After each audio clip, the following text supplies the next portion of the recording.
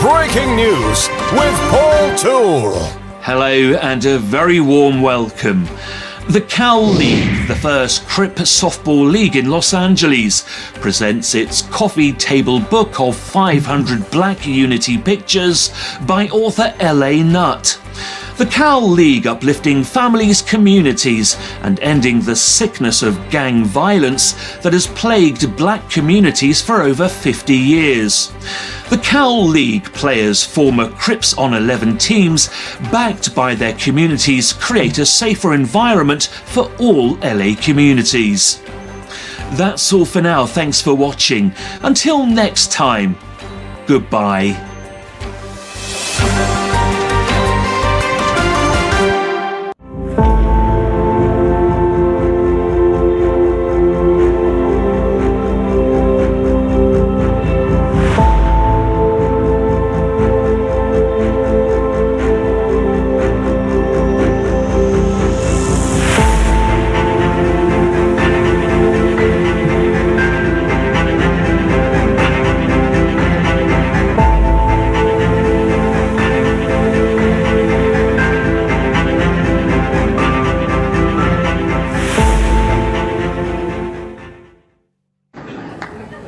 What makes you righteous? You see, I don't smoke, I don't drink.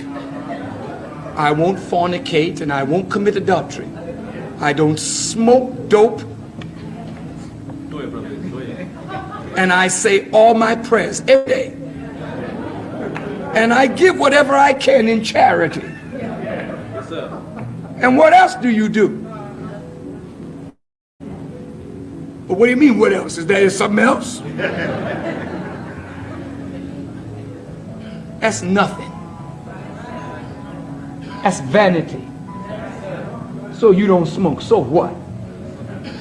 So you don't drink. You don't use drugs. So what? What are you doing to better the condition of others? What are you doing to reform where you live? And if you do nothing to reform society with the knowledge you have received, then you are guilty of concealing knowledge. And that is a cardinal sin. Yeah, the cardinal sin.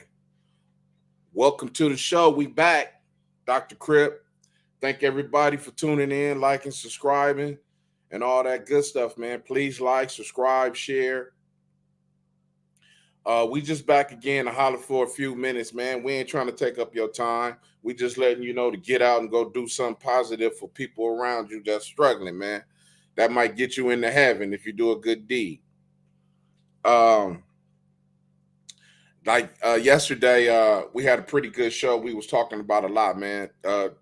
Like I said, people always asking me questions. People always giving me advice. People always trying to keep me on the right track, man. So that's where we gonna stay. That's what we gonna keep doing. I was digging in the treasure chest, and see, it's always good to talk to your family, because when you talk to your family, you always find stuff out. You know, you always find out information that is good, that you need to know, you know, and it's pertinent to your life, because you don't know where you're going if you don't know where you come from. At least that's what they say. But I was digging in the chest. And I remember when I went to Texas after I got shot, and I wanted to find out, you know, I already knew a lot about my family, you know, but I wanted to know more and actually, you know, who is who, what is what's going on. So that's what family is good for. So I went to one of my cousins, and they just totally hooked me up. I'm waiting for mine to come back in the mail because I want to see exactly what's going on. But he gave me the whole rundown on the fam bam. You see that? That's that DNA story. That's my cousin right there, Thomas Spears. So he had everything laid out for me when I came over there. Man, listen, let me tell you something. When you're lost or you're confused or anything, and you need some guidance or you need some type of inspiration or something, man, look to the elders in your family, because they will not steer you wrong. They're going to put you on the track of where you're trying to go or what you're trying to do. You know what I'm saying? And my cousin, when I came over there, I was just so happy that he just gave me all the information. This is my bloodline. This his bloodline. He before me. You know, he's much older than me. But him and his wife, they just opened the red carpet for me, just like it's nothing. You know what I'm saying? And go do what you need to do. So I suggest, if you ain't never find out about your bloodline, go find out about your bloodline, man. You know, don't worry about where the Crip started. Don't worry about where the blood started. Find out where you started. Try that. Don't worry about when the East Side started and how the West Side began, and Big Concrete came off his porch and he seen Lil Jungle and told Lil Jungle, this my block and all that. What is that gonna do for you? How is that gonna help you in your life? You know what I'm saying? Knowing where the Crips and the blood started and who was the first person to throw up the C and who created the B and all that. Man, go get some information about your bloodline. You understand what I'm saying? Find out about your bloodline. You know what I'm saying? And do research. See, research. See that? Research. All this is research from Texas. This is the head of my family. This is where I was created from right here. Outside of Jesus, you feel me? This is where I was created from right here. William Eddie Spears, that's the main man. Look, and these his kids. My grandfather, you feel me? Oldest, William, George, Jesse, and Margie. And they all was prominent people, man. You feel me? My grandfather, oldest, he's a laborer, handyman, pastor, community activist. His brother, William Edward Spears, was a mortician, a pastor, community activist. George Spears was a mechanic and a Greyhound bus worker. You feel me? Jesse Spears was a machinist and a concrete operator owner. And Margie Spears was a cleaning service owner. You know what I'm saying? And Loretta Spears was a factory worker. You know, everybody, man, doing something positive.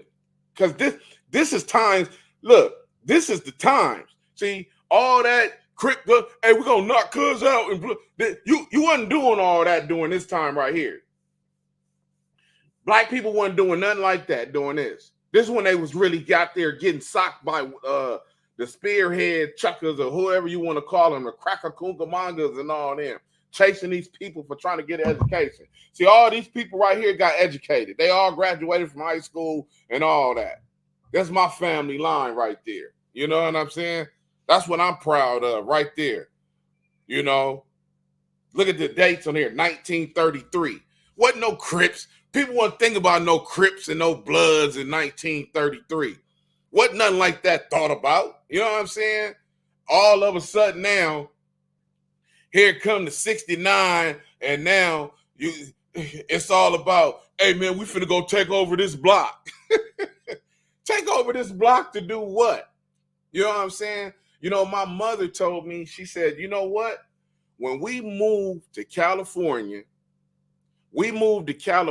for a better education and a better way of living, which my father was. He had a good job, supervisor. He worked for McCullough Chainsaw Company. He was a supervisor. Hired about 3 of his family members and everybody. Got jobs, you know. Now, it went bad, you know, for some of her kids. But she said, you know, California was not a bad move. And just because some people didn't work out for some people, you know, doesn't mean that it was a bad move. She said, but it's other people that was way successful that left Texas and moved to California and became very successful, but their kids was got way worse than what y'all got, and more tragedy, So it's not about the move to California. It's about the lifestyle that was going on, So I kind of looked at that like, yeah, okay, I understand now. You know what I'm saying? Because it was bad in Texas. It was real bad in Texas. That's why a lot of families went to Texas. Check this out, man. It was a cleaning. The one time I went to Texas, right? I'm trying to think of this cleaning service name. It's in Oak Cliff. What is the name of that cleaning service? But I looked it up online because, I'm from California. So I got to know who is who with dealing with my clothing, man, because I stay fresh. You know what I'm saying? I can't just let anybody be doing my clothing because, it messed your clothes up. And, in California, you mess our clothes up, we tripping. So I was trying to find a black cleaners. So I looked up the black cleaners. I'm trying to think of the name of that cleaners, man. They've been out there since the 40s or something. So I searched online for the black cleaners, and I found them. They was like 5 minutes from me. So I drove over there, and I walked in there. I'm talking to them, and I'm like, yeah, man, do y'all dry clean and wash clothes? Because I don't want my clothes washed. And then he said, man, you must be from California. I can hear it in your voice because people don't come in here talking. You know what I'm saying? I'm like, yeah, I don't want no creases or nothing, man. He said, you must be from California. I said, yeah. So we sat there and we was talking for a minute, and he was telling me like, yeah, his dad, went to California, his granddad or his dad went to California, and they got a church out there and all kind of stuff. So I'm like, oh yeah, okay, where's the church at? He couldn't figure it out. So he called somebody, and he was like, man, my dad, yeah, it was his father. He said, man, my dad owns the church on Manchester, and I'm thinking he was probably gonna say the East Side or something. But he said Manchester and Dinker. I said, Manchester and Dinker? You talking about across the street from Silver Dollar? He said, yeah, it's across the street from a liquor store, a famous liquor store. I said, what? He said, yeah, man, my dad owned that church. I said, man, are you serious? He was like, yeah. I said, man, that's my neighborhood, basically on the borderline. About 3 minutes, back south, from that. I said, are you serious? He said, yeah. And then he got to calling people, and we got to talking, and then finds out that his family know my family. And he was like, man, your uncle is this and that. Your grandfather is, he said, man, I heard of him, the Spears. He said, yeah. He like, man, all those, your grandfather, my father, all them people were back in the day out here through Carrollton and South Oak Cliff and all that. And his son and all of them went to the same church my mother went to. So everything is like a family out there. And I was like, man, this is crazy. I said, man, you wouldn't believe that church, that's a real nice church, man. It's the celebrities I heard go there and all type of stuff. He said, yeah, man, my father been on that church forever, man. I said, are you serious? He like, yeah. I said, wow. I said, man, I need to go to that church when I get back to LA, man. I need to find somebody to get me up in there, man, just so I can go holler, man, because this got to be something special. I said, man, listen, I said, I'm going to tell you straight up. I said, I'm from a gang called 9-0, and that church is in a neighborhood called 8 Trade, right where the gang that, kind of kicked off the riots in 92. He said, yeah. He said, yeah, I know. He said, that liquor store and all that was kind of big back then. I said, yeah, it's a fish market across the street from it and all that. I said, man, you talking about, yeah, you talking about the church, man. It like basically on the borderline in my neighborhood and their neighborhood. I said, imagine that, man. And here I am out here dealing with you, looking for somebody to clean my clothes. And I bump into, these people right here. Somebody that's connected to this church right here. I said, man, that got to be a trip. So I told him everything I was doing. I was out here, doing a documentary, writing a book and everything like that. And he was like, man, anytime you come get me. And he just gave me all kind of information to people and everything. You know what I'm saying? Real, man, listen, I can't think of the name of that cleaners, man. Wow, I forgot the name of that cleaners. Damn, I'm going to have to figure that part out. But that's just to let you know how serious it is out here in California And when you go to another place like Texas and you find out, man, you got history from Texas coming way to California. He says his father been owning that church forever, built it up from the ground and the whole nine. His whole family be out there. They got pictures of everybody out there. I said, wow. And my mother, when I called my mother on the phone, and I said, I let her talk to the guy on the phone. And once I put her on the phone, they got to talking about, oh yeah, you know what? I know him. Who such and such. She's like, yeah, I think I do might have seen you before. I said, man, ain't this a trip? I said, man, that's crazy. All this behind me trying to find a black cleaners. I said, because I wasn't gonna take my clothes to no. I said in LA, I said, we don't really have black cleaners. I said the black cleaners is in my neighborhood on Century and Western. That's one of the last black cleaning services that I really know about. You know what I'm saying? That we take our clothes to, because I don't like taking my clothes to other races and all that, you know, giving them all that money. Cause my cleaner bills be $140, you know, I still pay $140, $120 for my cleaner bill, you know? So I'm trying to get that to somebody black, you know what I'm saying? But it's hard for people. A lot of black people, they said black people used to have a lot of cleaning services back in the day, but they kind of fell off from that. So, you know, we kind of fell off on a lot of stuff, but, yeah, do history, man. Go research your family, man. You feel me? You see that? The Spears brothers, you know, that's my whole family tree. Same mama, same daddy right here, man. That's a complete bloodline. That's my grandfather. You know, he had my mother all the way down. You know what I'm saying? And, you know, his brother, you know, they got kids. Everybody on here got kids. Otis, William, George, Jesse, Margie, and Loretta. They all got kids. And they all kids. Everybody do something positive, man. You know, we got a couple of goofies. You know, I'm one of them. We got down the line, a couple of my cousins, but we get back on the track real fast. Everybody get back on the track real fast, man. So, learn your history, man. Learn to invest in your history. Stop. If the internet was to say, hey, let's find out where we come from and who our ancestors is and all that, we might move something instead of trying to find out when the Crip started and who was he knocked him out and I'm the first one to do this and that. Hey, the useless information. Who the first Crip to have an AC Doocy hat? I give you $100 if you can tell me right now. Who the first Crip, who the first blood to have an AC Doocy hat? We got about 3 trivia questions now.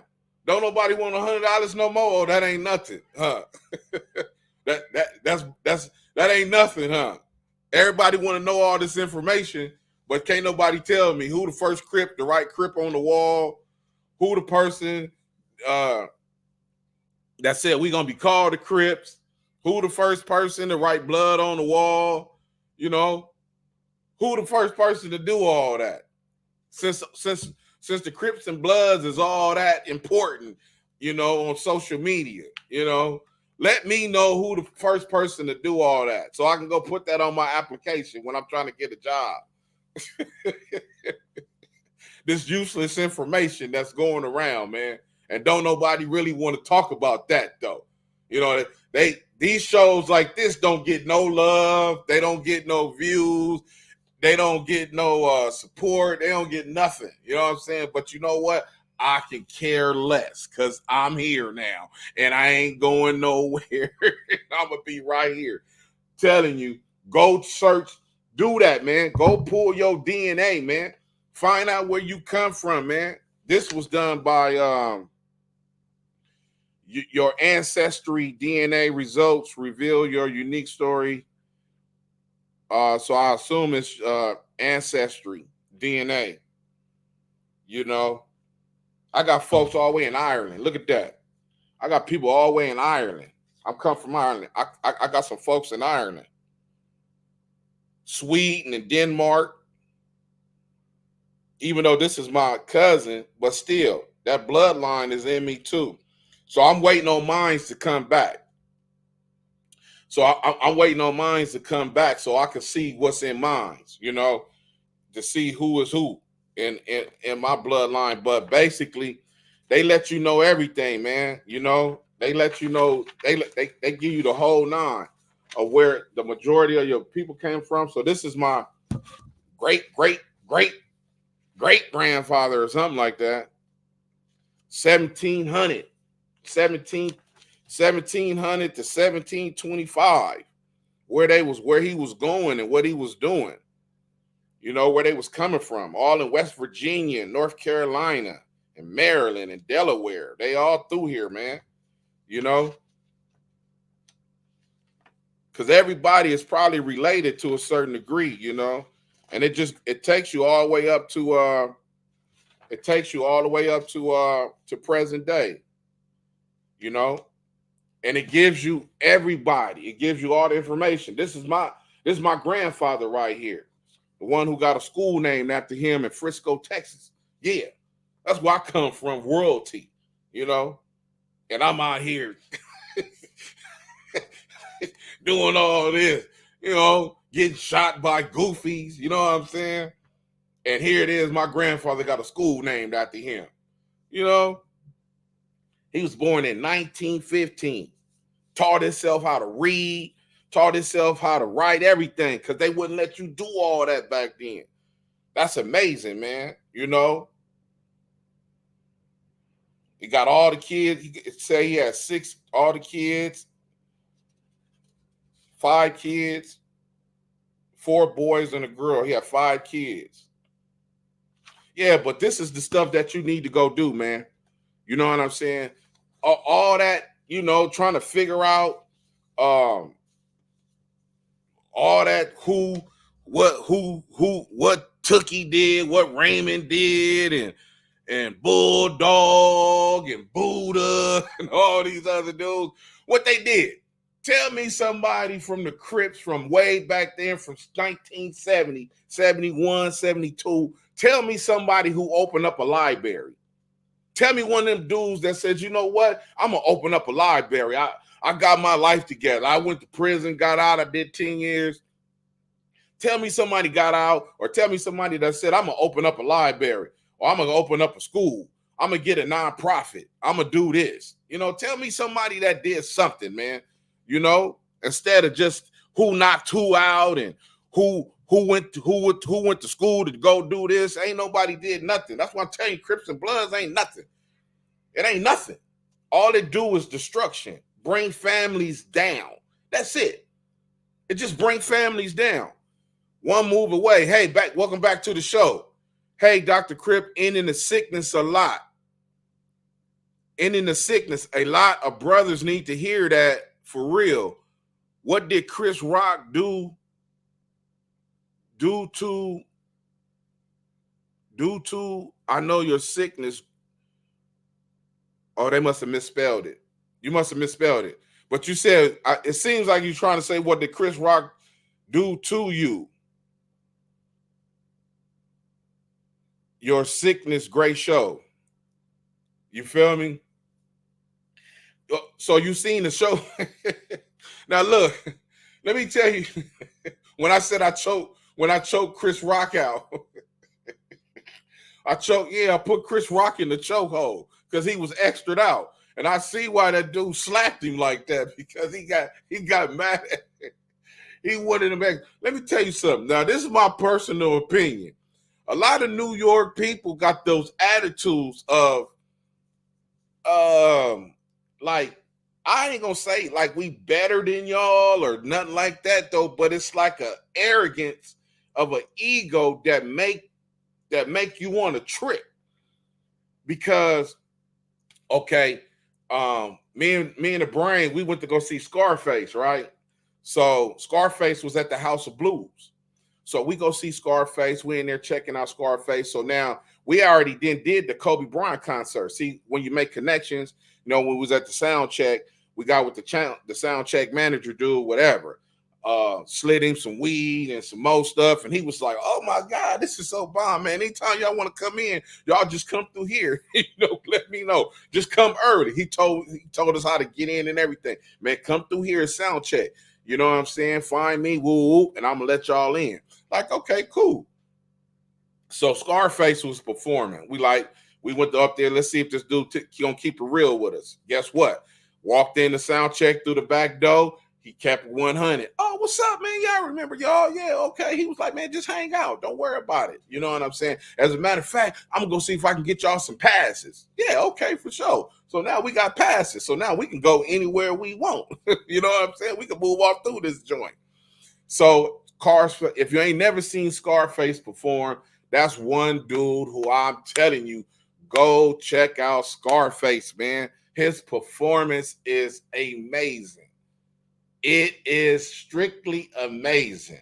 It's two dudes, it's several people that if you ain't never seen them dudes perform, Ice Cube, Scarface, Too Short, Sugar Free, and DJ Quick, when they together. When they together. If you ain't never seen them three perform together, because they all bring each other out, they got songs and everything. Amazing. But Scarface was out of control. So concert was over. So now, if you're at the House of Blues, you got to go upstairs. So in order to get into that club, that bar and all that at the back, you got to have a pass. You got to have you got to have a wrist pass. You got to have the pass. You got to have whatever you're going to have. I think it was wristbands. They do wristbands. So boom, we upstairs. Boom, we in there. Boom. So I'm in there, we chilling. Scarface manager then came through there. Everybody, we in there chilling. I didn't holler at Scarface manager. I was trying to get an interview with him for the documentary I was doing and all that. Scarface manager has seen my public access show a long time ago. That's what I'm saying. You never know who's watching when you're doing something. He was in LA and he has seen my public access show and he thought it was cool, So when I seen him in there, I was talking. He said, "Man, I look like I know you from somewhere." And I was like, "Yeah, man, I'm just trying to do this." And he said, "Man, you got a public access show." I was like, "Yeah, how you know that?" He was like, "Man, I seen it in my room." So I was like, "Man, I want to talk to Scarface. You think I can holler at him?" He was like, "Yeah, I'm gonna see if we can hook it up." So while we sitting there talking, here come Chris Rock. Now the brain, we having a drink or two.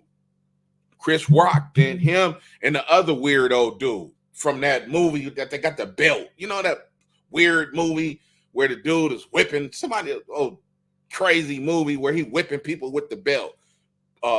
Put It Tang or some stupid movie. You know what I'm saying? Like, why you make a movie like that? I don't even understand that. But the dude that's on there with him, it's a black comedian dude. And they was together. So we was in the same circle, like right here, in the same thing, standing right there. So the brain start hollering at Chris Rock. He start talking to him like, "Man, what's up?" Woo, woo. He like, "Yo," he said, "Man, look," he said, "We working with Jim Brown, with the Mayor I Can Foundation. You think that we can holler at you and, try to put some stuff together with you or whatever?" Woo. Chris Rock say, "All I do is tell jokes." So the brain ain't tripping. He like, okay, he keep talking to him. Chris Rock respond, "All I do is tell jokes." So the brain like, okay, he's still talking to him, whatever. Like, "Man, we working with kids." And he say, "All I do is tell jokes." So now I'm looking like, oh, this got extras. You know what I'm saying? Now, and I'm in my sickness. So, you know what I'm saying?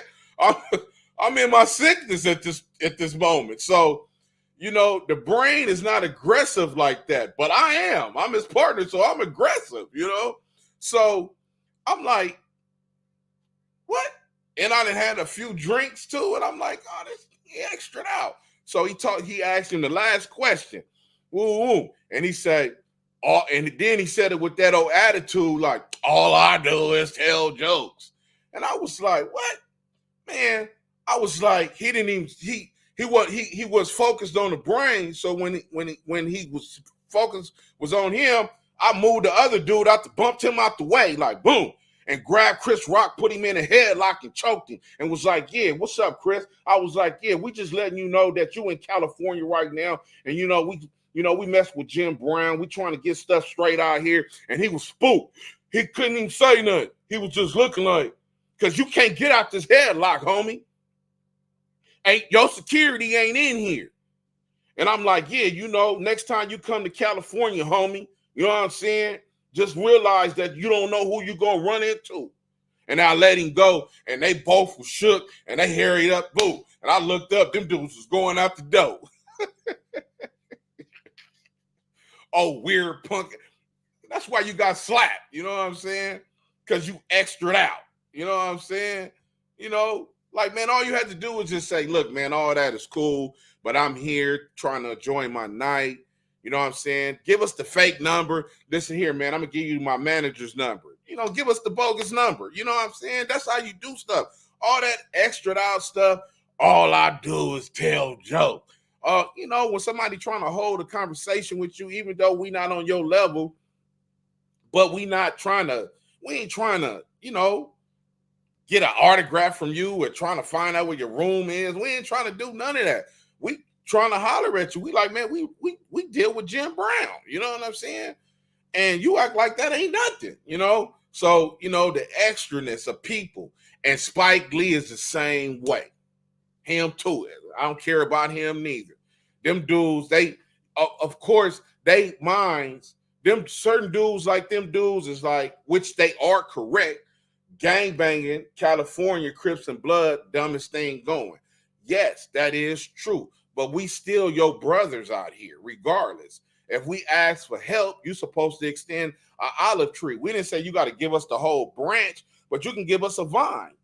You know what I'm saying? If we can't do nothing with that vine, then back up. We ain't gonna break your whole branch. You know what I'm saying? Just extend the vine. You know what I'm saying? If we can't nourish ourselves off the vine, then I understand. Get away from us. You don't have to deal with us. But to just like, man, I ain't giving you, man, shut up. Woo woo. He was the same way. Because we deal with Jim, right? So he came out here to deal with Jim, Spike Lee. This time it's Spike Lee. So the party is at Jim House. Now, this is when Unity One has just hooked up with American. We just conjoined together. So Jim is like, listen, I'm gonna have a party for y'all, and we're gonna raise some funds and try to give back to whatever. So we like, okay, for sure. So now let me tell you who was at this party. Farrakhan, Spike Lee, Russell Simmons, Oliver, the director, Oliver, what's his name? The guy that did the movie South Central. What is that guy's name? I can't think of his name. Oliver something. Oliver Stone.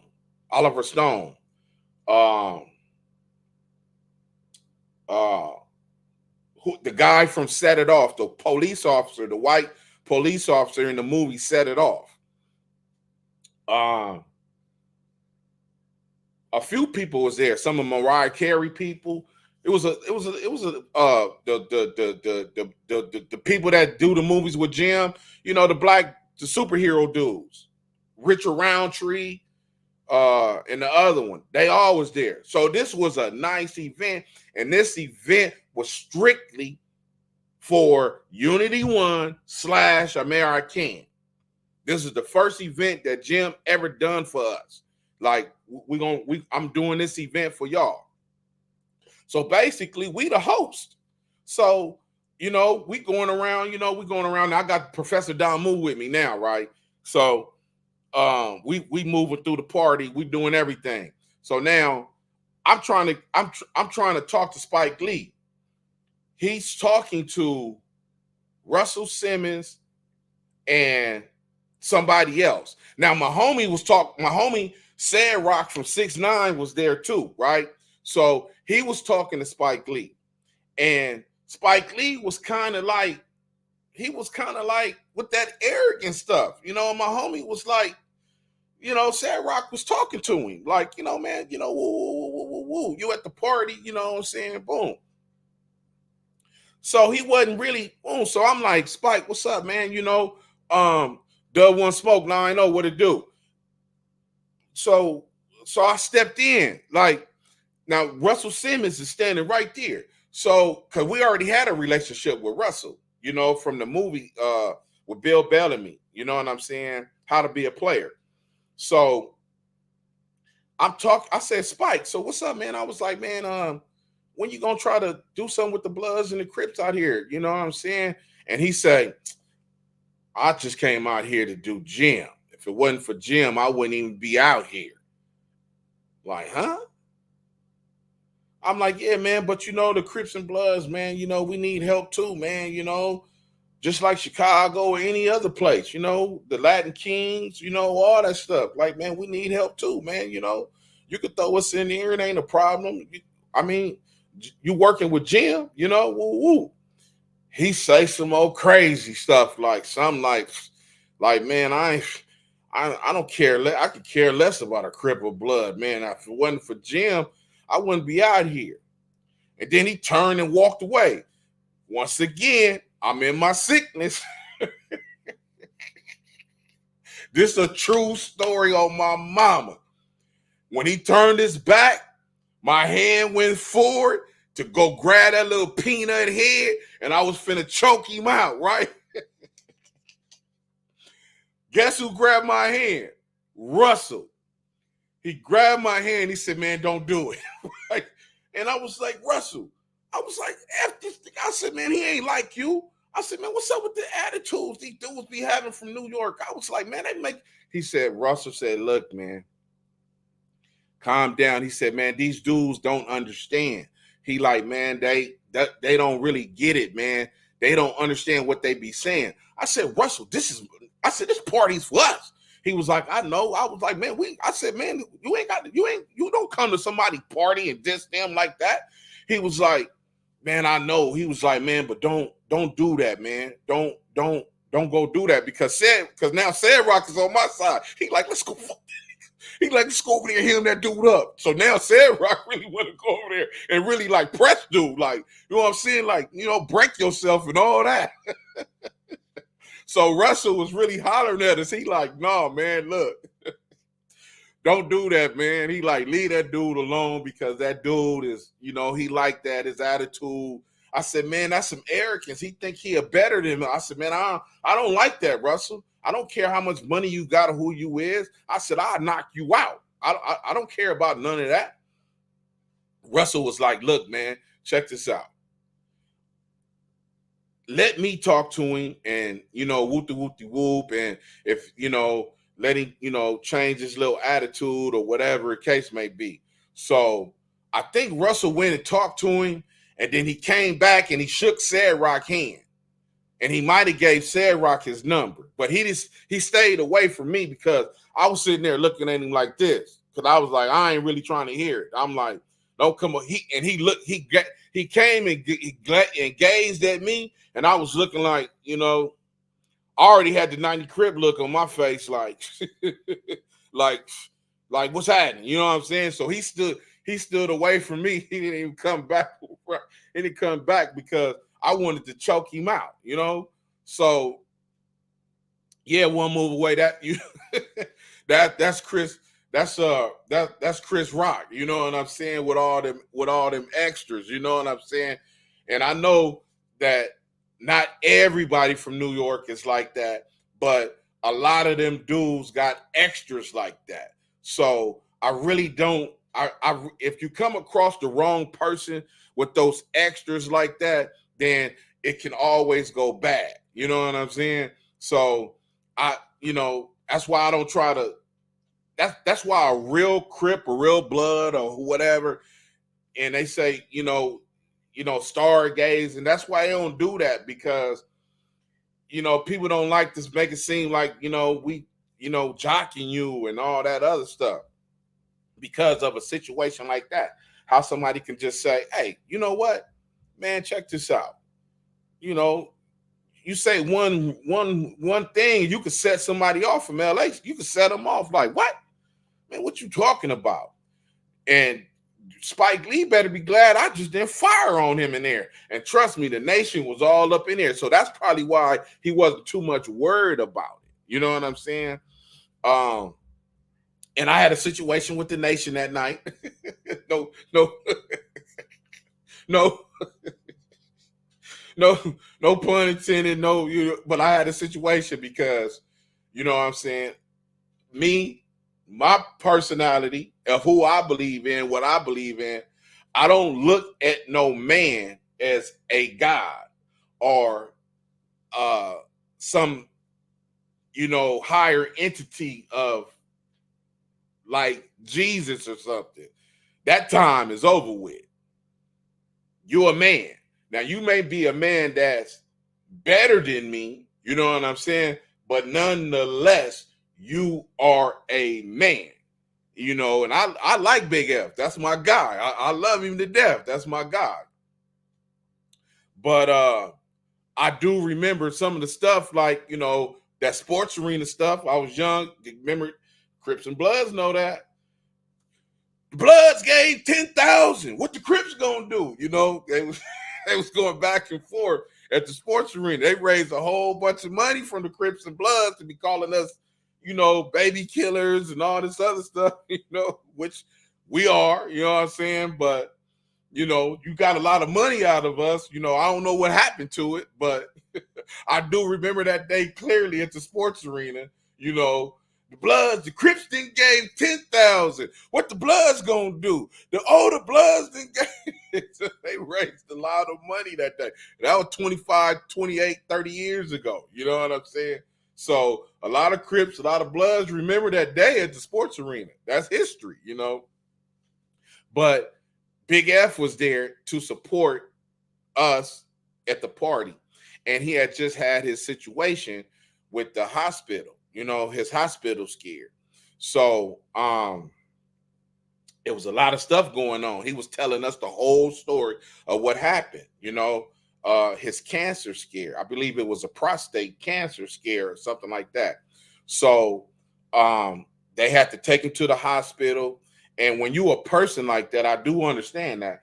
When you're a person like that, because he was losing blood. He was losing blood. He was losing a lot of blood. So he needed a transfusion. And that's when the problem came in, because whoever was in charge didn't want the transfusion to go through.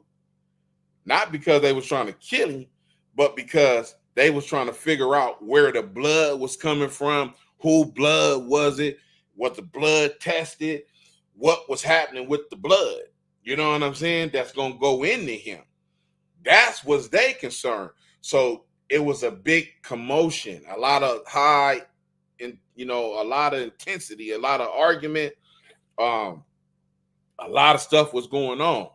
So his daughter was the voice of reason. This is his story. This is what he said at Jim House at our party.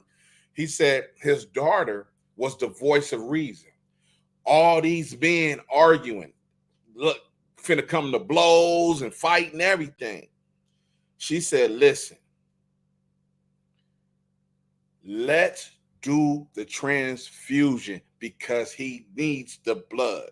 While we sitting here fighting over the blood, he needs the blood. If he don't get the blood, he will die. And he doesn't have that long. And if the blood is tainted, we would deal with that then. But right now, let's give him the transfusion. And that's how his life got saved. And then they did the transfusion because they didn't know was AIDS in the blood or, somebody going to try to tamper with the blood, because people be having the tricks, governments, everybody be having their tricks. So, but I think everything had worked out. So, he played the violin that night, So this where the problem came in after he came off the violin. So he was walking around. He was talking to everybody. So, people don't like, the nation don't like for people to really touch Big F. That's kind of like an issue, right?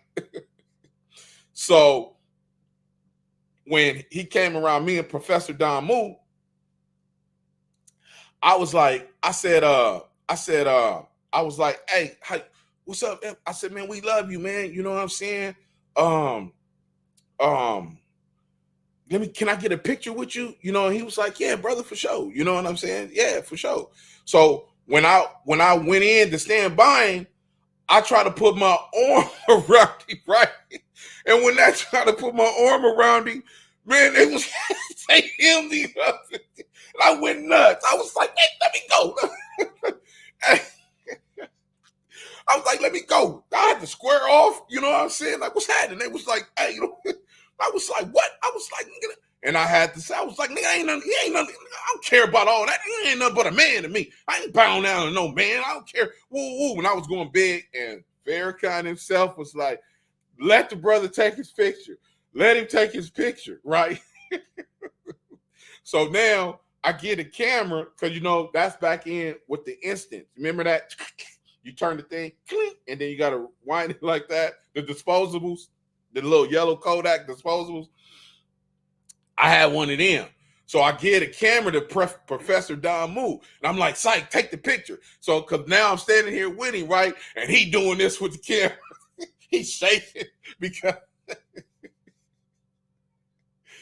I'm like, man, take the picture. And he's shaking, doing all this because he was finna have to get into it with the with the nation, because they had me hemmed up, and he, he didn't know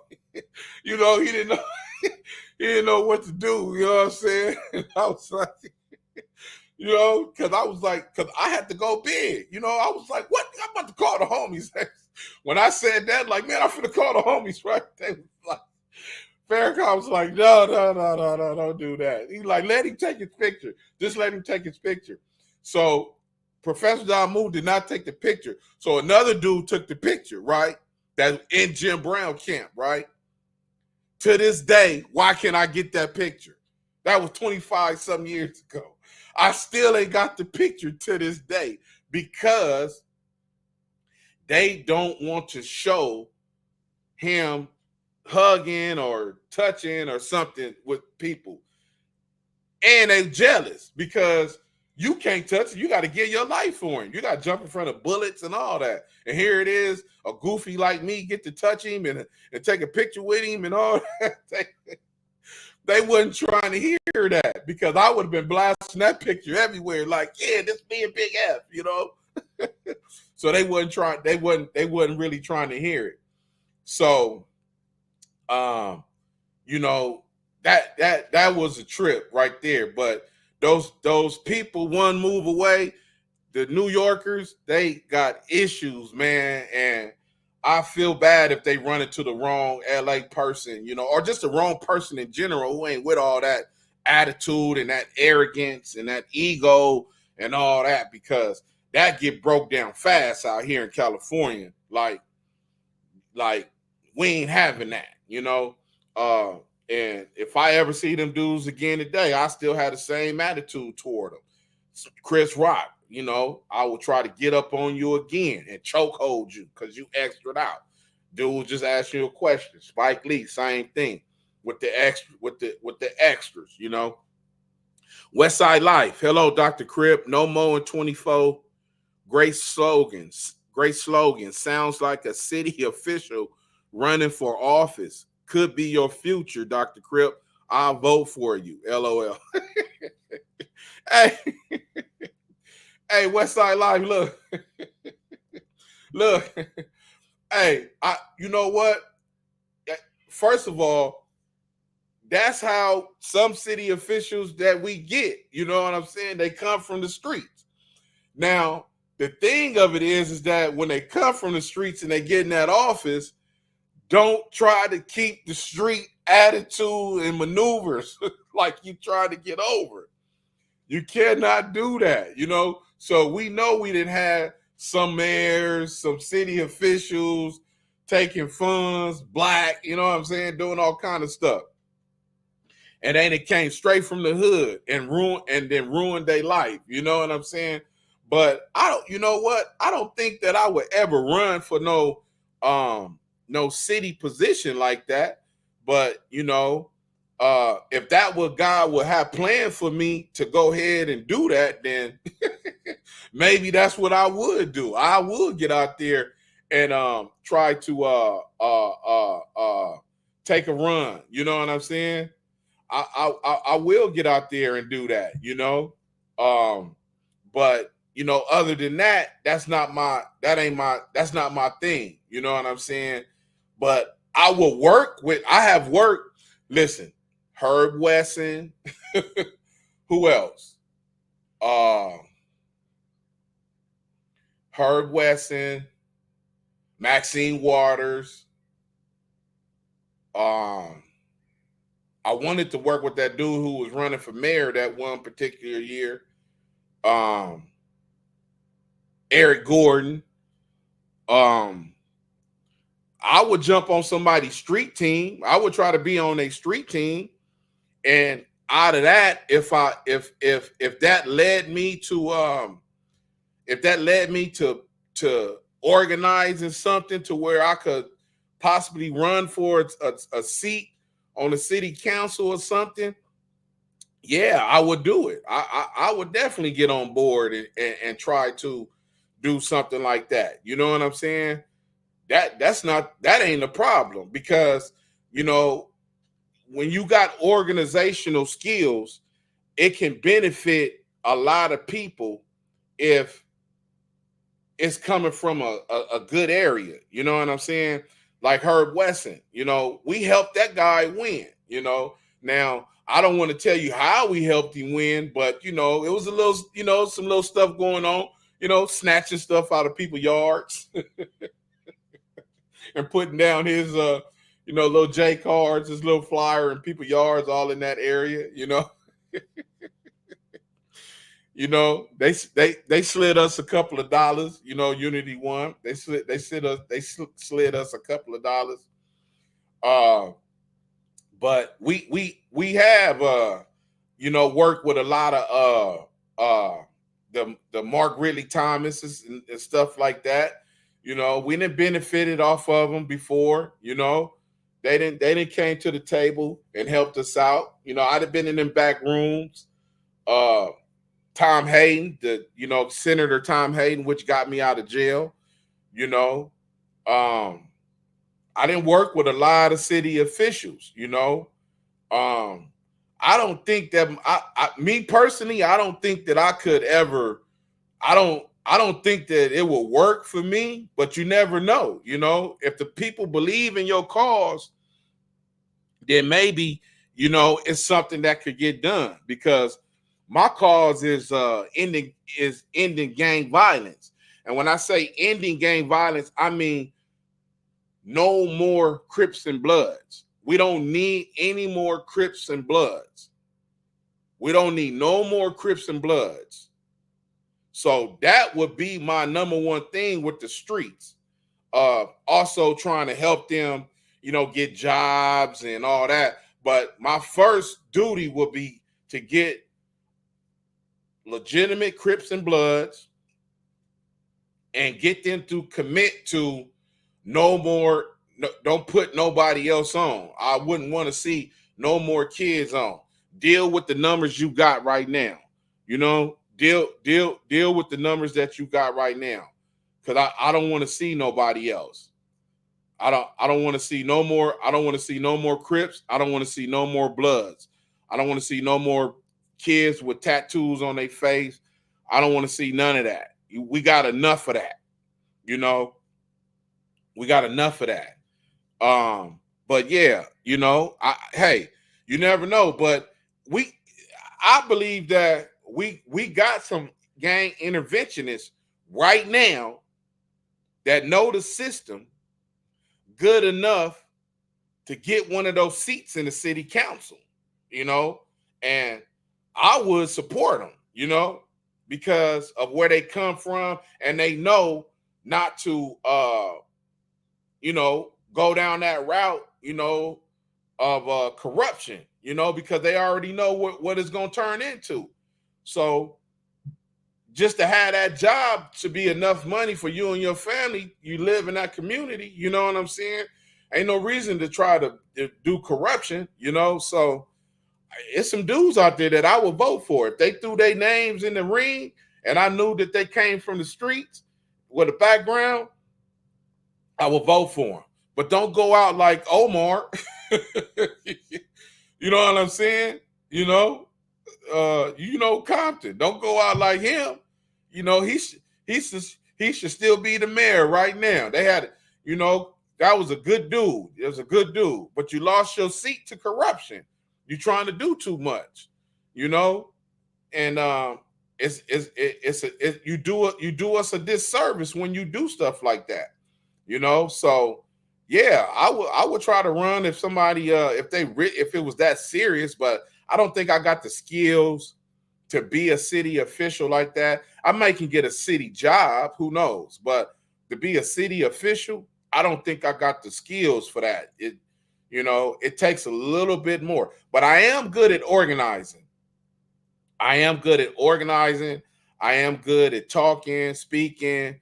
I am good at like the Obama effect, bringing people together, then getting them on one accord to lead the cause. You understand what I'm saying?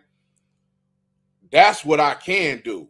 So, I will work on somebody's street team for sure, but the Crips and Bloods, if people put more energy into them, letting them know that, hey man, we got serious lanes for people to take, for y'all to take with jobs and security and stuff like that, then yeah, we can do some damage, because we need at least one city official that's on the city council, man, that take us serious, man. Everybody else have other agendas, and they leaving the crime and the prevention off, because as you see, as people get older, they can't do too much. So we need help. We need scare straight programs. We need We need all that, man. We need programs to shake these kids up, man, so their minds don't even think about joining a gang. Their minds don't even attempt to go that route. That's the kind of city officials we need right now, to help deal with these kids out here. So, like, that's what this league was about, the baseball league, bringing kids out to play with each other, because these kids need help, How kids going to grow up together from 7, 8, 9, 10, 11, 12, 13, 14, 15, and then they split, go join the gang and shooting at each other at 23 years old. Come on, man. Wait a minute. Y'all played together when y'all was 5, 6, 7, 8, 9, 10, 11, 12, 13, 14, 15, 16. Now y'all done went and joined the gang. He happened to join this gang and he happened to join this gang that don't like each other. And now y'all really shooting at each other, finding ways to pop on each other. Oh, I know all about him. I know his mom. I'm going to kill him. And that's the stuff that we do not need, bro.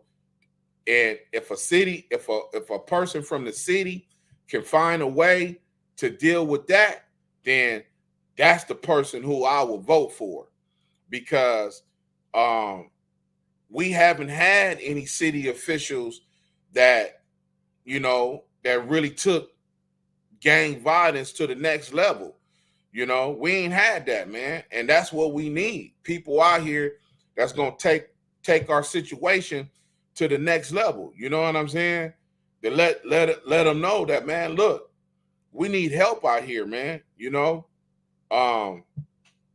but I got some people that I will vote for, but that's something that we probably need to look at. That's probably something that we need to look into. you know, people that will help us get to that next level. You know what I'm saying? So, you know, I would like to see that. You know, I hope people can do that, you know, in this next election. That's why it's important to tell these dudes to get out and vote. If you having events in your hood, one of the main things, this is the main things that people need to be doing right now, because we got the summer coming. So we know violence goes up in the summer. We got all these hood days about to take place.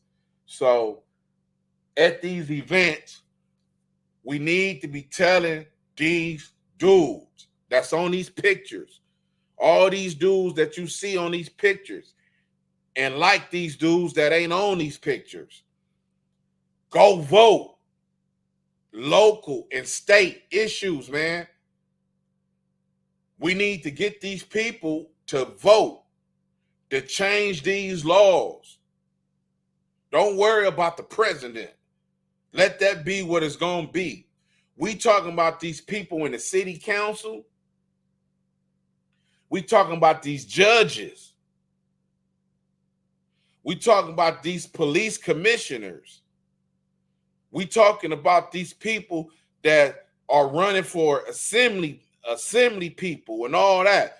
Those are the people that's cutting off your grandmother, you know, senior check that she getting, telling them, oh, we don't got no money in the budget for that. Cutting off the rides that they need to go to they doctor visits and all that. Those are the people that's doing that. Assembly people, city council, mayors, you know, those are the people that we need to go vote for or vote to remove them. That's what the black people need to go do. So when we having these hood days, people need to be saying that on these cameras and at these events. Get out and go vote in these upcoming elections, man, because people are getting in there that ain't like you. And guess what? They not making laws that's not for you. And it's going to affect your kids. It's going to affect their kids and so forth and so forth and so forth. So, man, we need help out here, man. And the help got to come from us. People that be at events like this, any softball games that people doing in the future, homies need to be pressing that line like that. You know?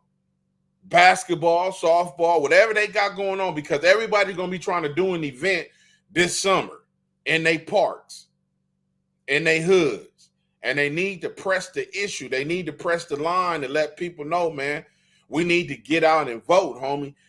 They need to get everybody registered. That's what they need to be doing. So if you know somebody having an event coming up in June, July, and August, whether it's a hood day or all that, get these people to vote, man. Tell these people to start signing up to vote, man, because that's what we need. You know, we need that, man. We need that. Because we out here losing, man. People, our kids are dying out here. You know, we need programs, man.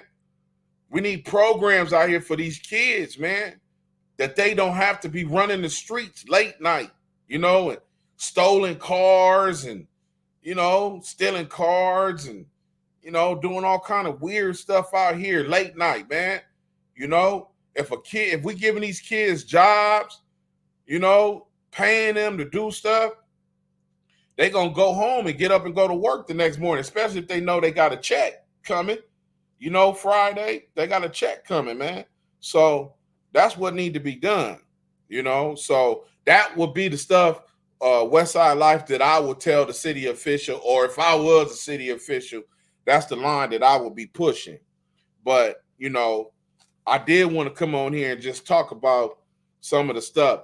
Let's find out about our DNA, man.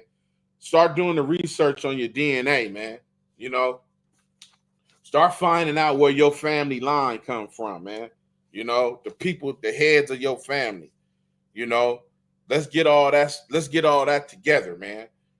Let's get all that stuff together, man, because we tired of taking losses out here. You know, we tired of seeing people running from the police and stolen cars, and he only 14. We tired of seeing 14 and 13-year-old kids cold on the ground coming from school, you know, fighting on the corners, you know, big mobs of kids. And then once the crowd go, oh, it's a gunshot. And all it takes is one gunshot. And then guess what? The crowd dispersed, and it's one kid left on the ground, dead, cold. Life going down the drain, useless. And then you see people on these social media. Tell us how the Crips started, man. What was your position in the Crips? What was your thing? What is that gonna do? How is that gonna stop gang violence? You know, people need to push a line out here, man. You know, I'm a line pusher. I stay pushing the line. You know, I stay pushing the line, and I'm gonna continue to push the line. I ain't going nowhere. You know, my job is to end gang violence by no more initiations of youth. We don't need no more initiations of youth onto a gang. All these dudes that you see on these videos, social media, all these dudes in their 40s and their 50s and their 60s, they really need to be pushing that line in the hood. Oh, we're going to call you tiny such and such. We're going to call you infant such and such. The hell we need an infant such and such for? 13. He to do what? Go to camp because he don't know nothing? That's the waste of a useless life, bro.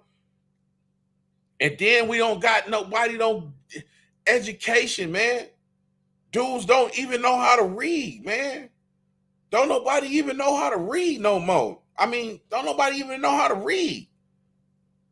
All they worried about is getting 18 chains and a foreign. That's a 2008.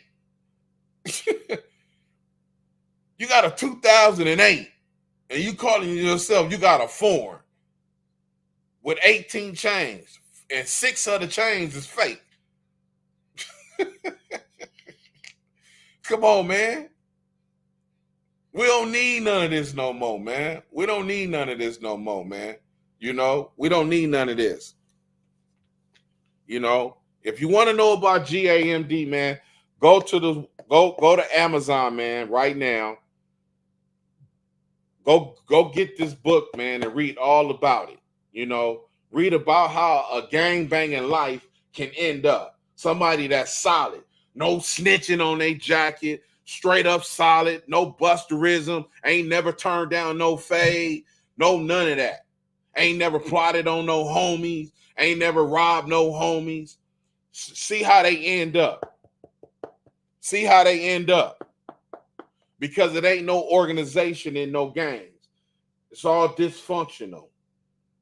You know, it's all dysfunctional. You know, this is what you go tell your kid. It's available on Amazon in ebook, paperback, and now hardback. You feel me? This is what you show your child. I don't want you in no gang. This is how you can end up like this guy right here. If you don't got God in your life, you're going to end up dead. This guy had God in his life. That's why he ended up surviving that. So, you know, let that be known, man. You know, NH Blue Jay, salute, Crip. Tell these dudes no more, man, in 24. Let them know, homie. No more in 24. Let them know we don't need no more in 24, man. You know, this is Dr. Crip, man. Welcome everybody to the show. Please like, subscribe, share. I just wanted to come kick some knowledge today about finding out about your hey, Doc Salute, Friday for real streaming. Yeah. What it do, man? I just wanted to come kick this knowledge today about find out about your DNA, man. Go find out about your DNA Friday for real streaming. You feel me? Go let people go find out where you come from, man. This is important. You know, go do the research in your family, man. You know, go do the research. You see that? That's research. I was listening to my cousin, you know, because I didn't know about my grandfather. That's his uncle, you know. He told me about my grandfather, you know what I'm saying? And I found out what they all was doing, you know. You know, this is the head of my family right here. This is where I come from. This is all the Spears brothers. They was big in Texas. They were big in Dallas, homie. You know, they wasn't no joke out there, man. These people was all in businesses and taking care of their families, man. You know, my grandfather, he at the top right there, Otis Spears, got a school named after him right now. Spears Elementary in Frisco, Texas. He was a laborer, a handyman, a salesman, a farmer, city councilman. He was the first black city zoner in Frisco, Texas. And his brother, William Edward Spears, was a mortician, a pastor, and a community activist. He had a mortician company called Spears Funeral Home. Was very big in Texas. You know, when he died, it was a lot of city officials that came to his funeral. They said it was about 3,000 people at this my uncle, you know. This is my family at his funeral, all in Dallas. Was on the news and all that. I'm like, what? What I was doing, and I was here. Oh, I think I was in the county. Yeah, what's up? Hey man, where them noodles at, homie? Where them noodles at, homie? That's what I was doing. I was in the county when he out here getting praised in Dallas at his funeral, and here it is. I was in the county jail. You know what I'm saying? What's up, homie? Hey, hey man, you order me them noodles, cuz. What's up? What's up? Man, learn, get your family, man. Find out about your family, you know. George Spears, mechanic and a Greyhound bus worker. Jesse Spears, machinist, concrete owner, operator. Margie Spears, cleaning service owner, you know, and Loretta Spears, factory worker, you know. Man, come on, man. Find out about your family, man. Find out about your family, bro. Find out about your family, man. Know what they doing, man. You can learn something from your family, man. You know, go do your DNA. That's important. Go get your DNA, man. And no more in 24, homie. It's no more in 24. We don't need no more Bloods. We don't need no more Crips, man. I didn't mean to keep y'all that long, man. I just wanted to come holler at y'all, man, and let y'all know what was going on. One move away, the One Smoke 9-0. Westside Live, NH Blue Jay. Friday for real streaming, man. Thank y'all for coming out, man. We'll be back tomorrow, man, with another show, man, with some more information to get your life together. And stop taking that useless information like it means something. We don't need to know where the Crip started at. And why ain't nobody got this $100 yet? Who the first Crip to write on the wall? Crips don't die, they multiply. Who the first Crip to say Crip? If that information is so valuable, tell me. I got $100 for you. Friday for real streaming. Would you come on our PSNRL? I don't know what that is. Panel? Oh, yeah. Man, yeah. Just get at me, brother. Just get at me.